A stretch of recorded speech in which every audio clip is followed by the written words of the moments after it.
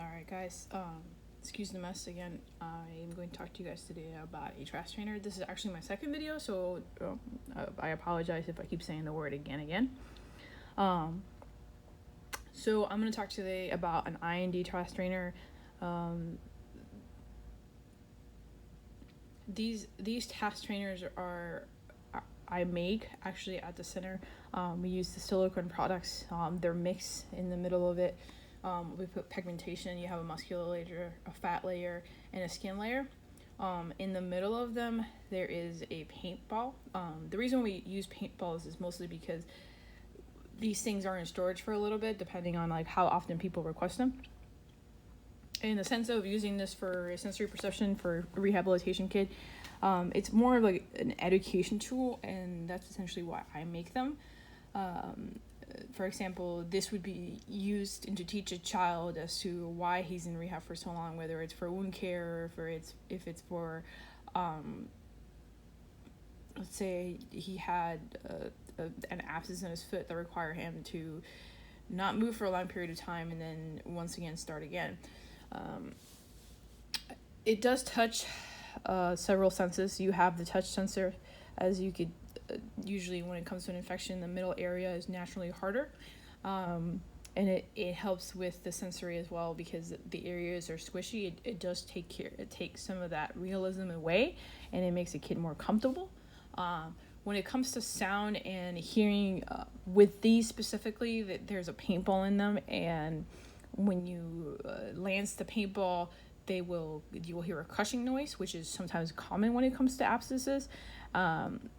That being said, if you fill this with something else, like some people recommend tapioca pudding, it makes it a little bit chunkier, and it gives a different texture, and as well as a different color. Not only will you get a different feel with it, but you'll also get a different smell. These don't really have a smell to them, and sometimes the abscesses, depending on how long or how big they have been, you'll find a smell with them. When it comes to taste, I don't recommend a child eating this, or for any matter, any kind of medical equipment or task trainer that you're going to teach them. It's not something that's probably recommended. And when it comes to vision, you'll notice that these are, they can physically look and watch what kind of procedure they're coming from. These are specifically made for conferences. We use them a lot for STEM, to teach kids about infections under their skin, but also to teach them about what biomedicine does in terms of creation, especially sim centers that work with very little or resources or funds. But for rehabilitation purposes or education purposes, this is something that I would make for child life.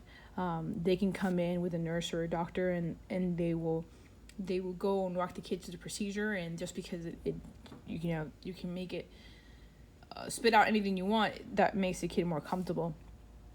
From having personal experiences with issues with sensory from family members, I try to make sure that any task trainer that's introduced doesn't have all 5 of the sensories, because you can also cause sensory overload with the patient.